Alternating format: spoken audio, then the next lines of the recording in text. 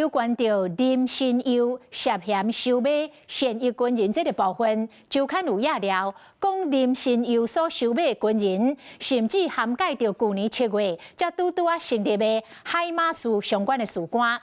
军事专家来指出，若是海马斯相关的消息互泄露，将会严重威胁到部队的安全。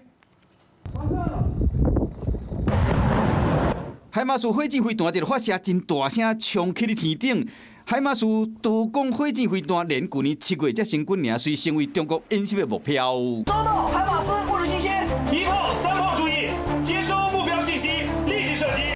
中国远火部队伫去年12月军演的时，针对海马斯就勘嘛点来讲牵涉强谍案的林新佑，所买收阿兵哥嘛拍算要试探新型飞弹的参数甲操作手册。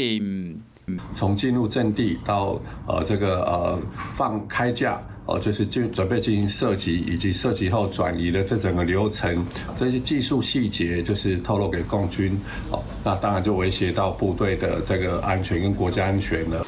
飞弹车驶到任务战术指定地，海马斯多管火箭系统，敢若需要2名士官操作。就算敌人要拍过来，海马斯已经离开现场啊。机车发射。 敢若透过媒体公开画面，对解放军来讲无够，因为海马斯搁较要紧的这粒 M5怪陆军战术飞弹，射程超过300公里，会使直接拍到福州、厦门、泉州等等的所在，甚至若是到平湖社，更加会使直接拍到漳州等等的空军指挥所。 是讲像这款的新式飞弹，甚至未来美国要买来的武器，退休的军官无一定知。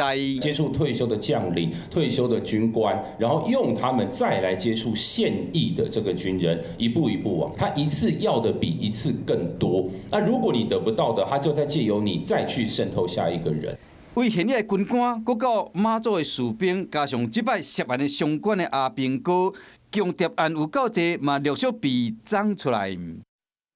Hello， 我是蒋欣梅。想要抢先掌握最及时的新闻资讯吗？赶快订阅、按赞、开启小铃铛，锁定华视新闻 YouTube 频道。